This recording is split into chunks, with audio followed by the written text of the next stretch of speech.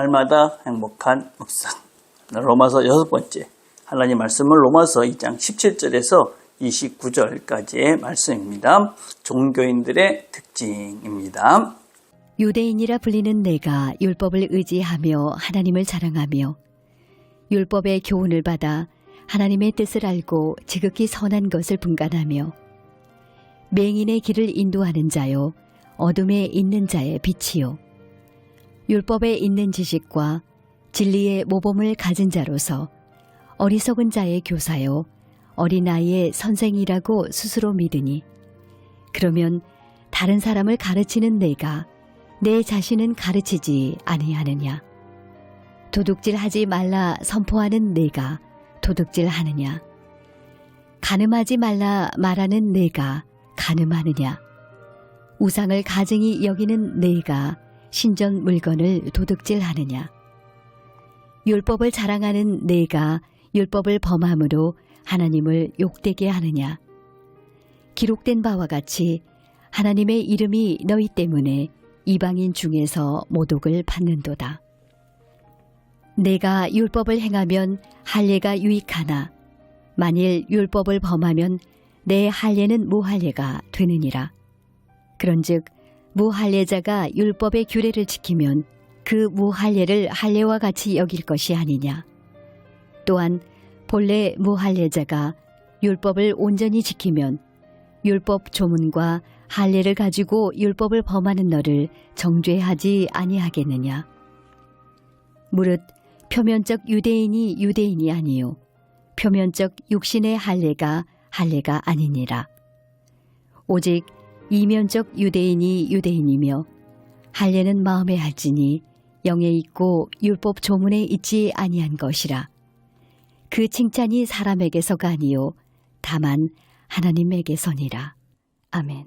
자, 묵상 질문 1번입니다. 바울 시대의 유대인들이 잘하는 것은 무엇입니까? 17절에서 20절까지 보면 유대인들이 이 자랑하며 살았던 것들이 대단히 많습니다.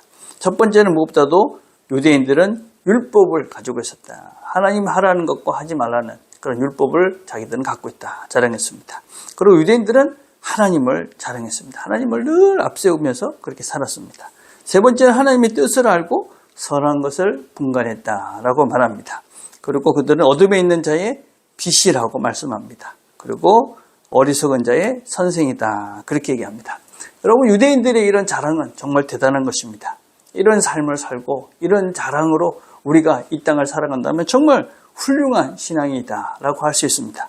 근데 과연 유대인들은 이런 자랑한 것 같이 자기의 삶을 실제 살았는가? 자, 2번입니다. 위선적인 종교가 낳은 비극적인 결과는 무엇입니까?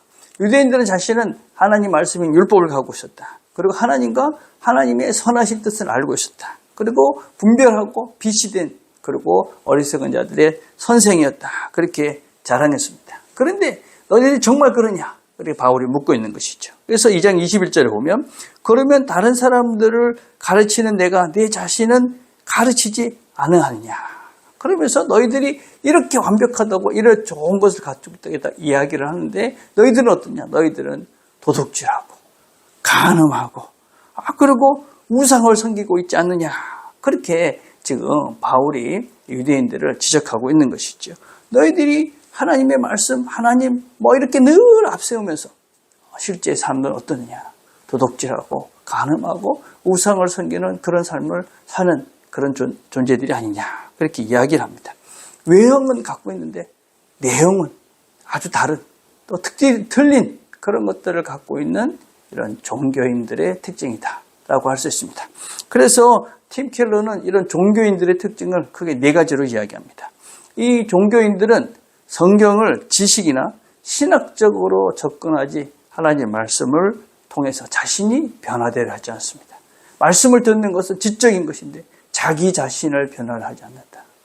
정말 위험한 것이다 라고 할 수 있습니다. 말씀을 듣는 것은 내가 변해야 되겠다. 두 번째는 도덕적인 우월감을 가집니다. 남을 무시하고 남을 쉽게 정죄하고 자신의 약점을 드러내는 것을 두려워합니다. 종교인들의 특징이다. 세 번째는 내면의 영적 생활이 없다 하는 것입니다. 개인적인 기도 시간, 개인적인 말씀을 묵상하는 시간, 또 하나님과 홀로 있는 시간, 그런 개인적으로 하나님과 1대1의 관계의 시간이 없는 사람. 네 번째는 외식하는 사람들입니다. 사람들이 있을 때는 막 이러는데 없을 때는 아무것도 하지 않는 이런 사람들입니다. 여러분, 하나님을 욕되게 하는 사람들이 누굽니까? 불교인이나 이슬람들이나 무교인들이 아닙니다. 바로 하나님을 믿고 안다는 사람들이 바로 하나님을 욕되게 합니다. 우리는 하나님의 말씀을 압니다. 하나님을 늘 부르면서 합니다. 주여 주여 부릅니다. 그런데 그렇게 하면서 내 마음대로 도둑질하고 간음하고 우상을 섬기며 산다면 그것이 바로 하나님을 욕되게 하는 유대인들의 모습이다 라고 할 수 있습니다. 신앙인들은 어떤 사람이냐? 외적인 모습도 필요합니다. 그렇지만 신앙적인 실제 내용을 갖추고 있어야 된다. 그래서 우리는 신앙인으로서 하나님과 1대1 또 하나님 말씀을 묵상하면서 그 말씀을 통해 나를 새롭게 만들어가는 사람들이 온전한 신앙인이다. 자, 3번입니다. 바울은 어떤 할례가 중요하다고 말하고 있습니까? 이 말씀이 오늘날 그리스도인들에게 어떤 도전과 경고를 하고 있습니까?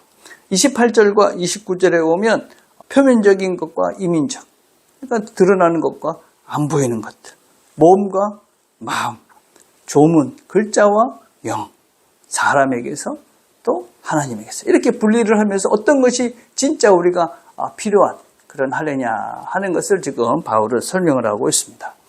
여러분, 그 얘기가 무슨 얘기냐면 나는 정말 하나님과 어떤 관계 속에 있느냐 하는 것입니다. 나는 과연 이 하나님을 예배하는데, 하나님을 찬양하고 하나님을 봉사하는데 왜 하느냐? 사람에게서냐? 하나님에게서냐? 내 안에서 정말 하나님께서 원하시는 성령의 그런 음성을 통해서냐? 아니면은 그냥 글자, 그냥 율법적인 그런 마음에서냐? 이렇게 우리에게 묻고 있는 것입니다. 얼마나 나는 하나님 앞에서 홀로 서 있는가? 이런 것들을 점검해보라 하는 것입니다. 그래서 정말 내 안에서 육신의 그런 할례가 아니라 영적인, 그래서 안에서 새롭게 된, 변화된 그런 삶이 있느냐, 그렇게 지적을 하고 있는 것입니다. 그래서 하나님과의 관계 속에 있는 사람들은 하나님 홀로 서서 또 하나님과 함께하면서 이 길을 의미 있게 또 새로운 걸음들을 걸어갑니다. 그것이 온전한 신앙입니다. 오늘 하나님께서 우리에게 하루를 주셨는데 하나님과 함께하면서 더 깊은 하나님과의 관계 속에 들어가시고 더 하나님께서 기대하시는 아름다운 신앙인의 걸음을 걸어가는 저와 여러분이 되기를 간절히 바라겠습니다. 우리가 함께 드릴 기도는 우리가 종교인, 외적인 그런 종교인의 삶이 아니라 진정한 신앙인의 삶을 살아갈 수 있도록 기도했으면 좋겠습니다. 기도하겠습니다. 하나님 감사합니다. 오늘도 함께 말씀을 들었습니다. 우리가 외적인 것에 치우치는 그런 종교인의 삶이 아니라 하나님께서 기뻐하시는 마음의 할례를 받고 그래서 마음이 새로워져서 온전한 새로운 사람으로 하나님을 기대하시는 그런 온전한 신앙인의 삶을 살아가는 우리 모두가 되도록, 그래서 우리가 날마다 하나님께서 기뻐하시는 하나님의 사람으로 새로워져가는 우리 모두가 되도록 은혜를 베풀어 주시옵소서. 예수님의 이름으로 기도드립니다. 아멘.